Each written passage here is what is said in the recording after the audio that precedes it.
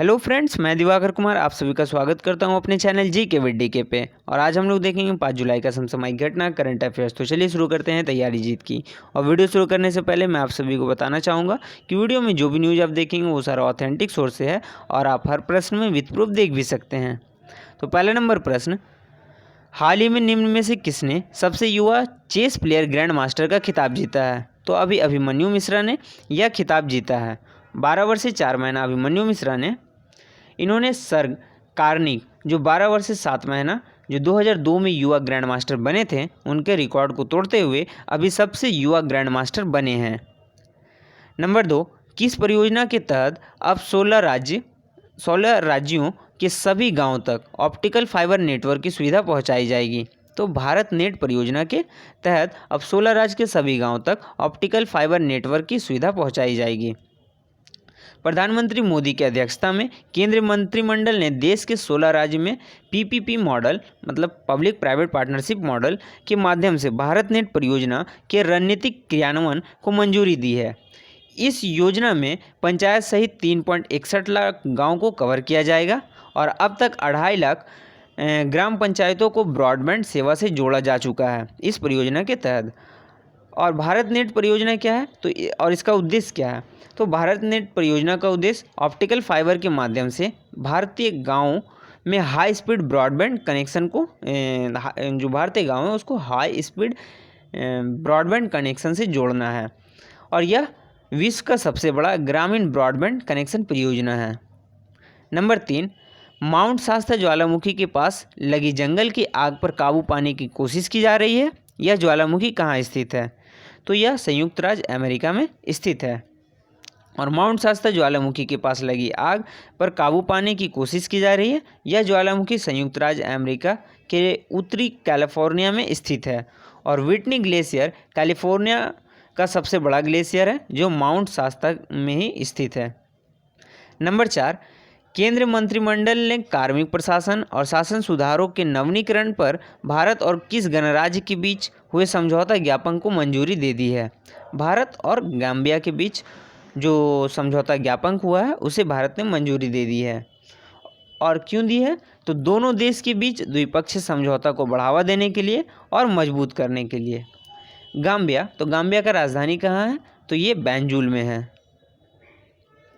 Number 5, हाल ही में किस संस्थान ने भारत में नॉट प्रॉफिट हॉस्पिटल मॉडल पर एक अध्ययन जारी किया है? तो अभी नीति आयोग ने यह अध्ययन जारी किया है। नीति आयोग की स्थापना कब हुआ था? तो यह 1 जनवरी 2015 में हुआ था। इसका हेडक्वार्टर नई दिल्ली में है।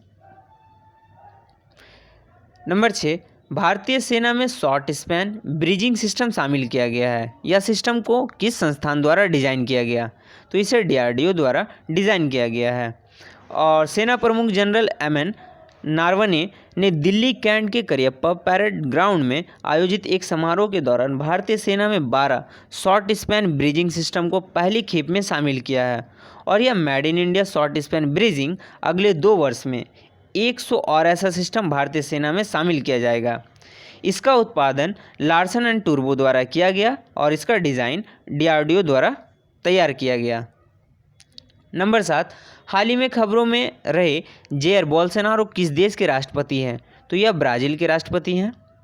और ब्राज़ील के राष्ट्रपति जेयर बोल्सोनारो के खिलाफ ब्राज़ील में प्रदर्शन हो रहा है।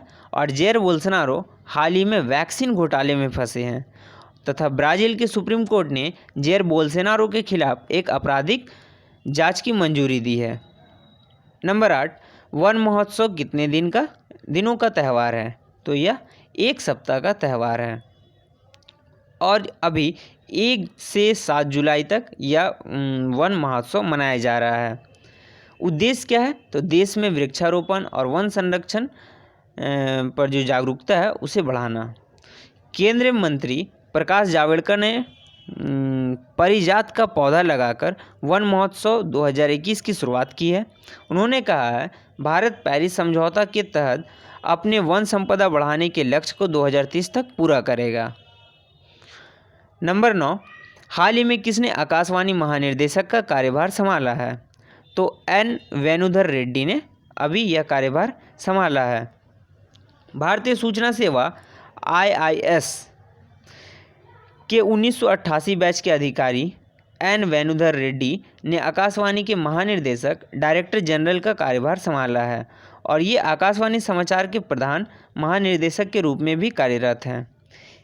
ऑल इंडिया रेडियो का स्थापना 1927 में कोलकाता और मुंबई में शुरू हुआ और 1930 में इसका राष्ट्रीयकरण कर लिया गया और इसका नाम इंडियन ब्रॉडकास्टिंग कॉरपोरेशन रखा गया और 1957 में इसका नाम बदलकर आकाशवाणी रखा गया।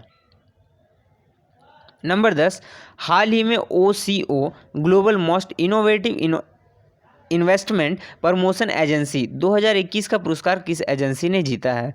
तो अभी इन्वेस्ट इंडिया ने यह पुरस्कार जीता है। और इन्वेस्ट इंडिया या भारत का नेशनल इन्वेस्टमेंट प्रमोशन ऑर्गेनाइजेशन है जो भारत में निवेश के इच्छुक निवेशकों के लिए देश में निवेश करना और सुविधाजनक बनाती है। इसका गठन 2009 में हुआ था और यह DPIIT department of promotion of industries and internal trade के अंतर्गत आता है। नंबर 11, हाल ही में किस बैंक द्वारा सलाम दिल से पहल शुरू किया गया?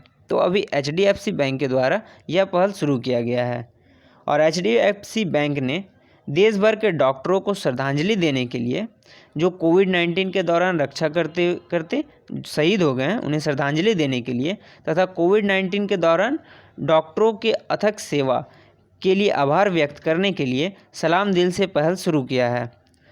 HDFC का स्थापना अगस्त 1994 में हुआ था। इसका हेडक्वार्टर मुंबई भारत में है। नंबर 12, हाल ही में पहली भारतीय महिला तैराक ने टोक्यो ओलंपिक में क्वालिफाई किया है, उसका नाम क्या है? तो अभी माना पटेल ने यह क्वालिफाई पहली महिला तैराक है जिन्होंने टोक्यो ओलंपिक में क्वालिफाई किया है और भारतीय महिला तैराक माना पटेल ने अभी क्वालिफाई किया है। माना पटेल पहले अब तक की किसी भी भारतीय महिला में सबसे पहली महिला है जिन्होंने तैराक में ओलंपिक के लिए क्वालिफाई किया है और इससे पहले किसी ने भी अभी तक क्वालिफाई नहीं किया था।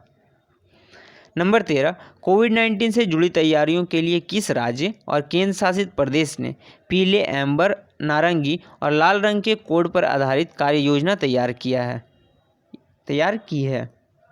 तो अभी दिल्ली ने यह तैयार किया है। दिल्ली ने कोविड-19 से जुड़ी तैयारियों के लिए पीले, एम्बर, नारंगी और लाल रंग के कोड पर आधारित कार्य योजना तैयार किया है। यह कार्य योजना महामारी से निपटने के लिए कई उपायों में मददगार साबित होगा। इसके माध्यम से सरकार लॉकडाउन जैसे प्रतिबंध लगाने, अस्पताल में बिस्तर उपलब्ध कराने जैसे सुविधा में आसानी से उपलब्ध करा सकेगी। Number 14, national institute of mental health and research Madhya Pradesh के किस जिले में बनाया जा रहा है? तो यह सीहोर में, मध्य प्रदेश के सीहोर जिला में बनाया जा रहा है और इसमें लागत कितना आ रहा है?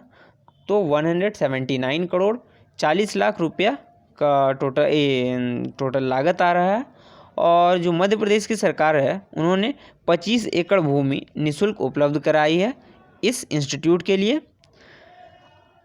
और यहाँ से राष्ट्रीय स्तर के ये संस्थान हो गए जिसमें मेंटल हेल्थ सर्टिफिकेट कोर्स और प्रशिक्षण गतिविधियाँ यहाँ पे संचालित किया जाएगा।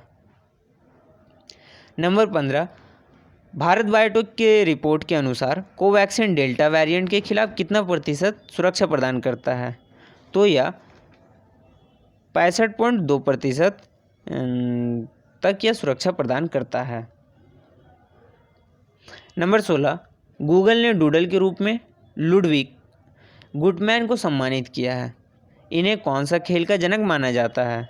तो इन्हें पैरा ओलंपिक खेल का जनक माना जाता है और गूगल ने डूडल के रूप में लुडविग गुटमैन को जन्मदिन की 122वां वर्षगांठ के उपलक्ष्य में सम्मानित किया है और लुडविग गुटमैन को पैरा ओलंपिक खेलों का जनक माना जाता है। इनका जन्म 3 जुलाई 1899 को टॉस्ट जर्मनी में हुआ था और गुटमैन ने दिव्यांगों के खेल स्टॉक मैंडविल गेम्स की स्थापना की थी जो इंग्लैंड में पैरा ओलंपिक के रूप में विकसित हुआ।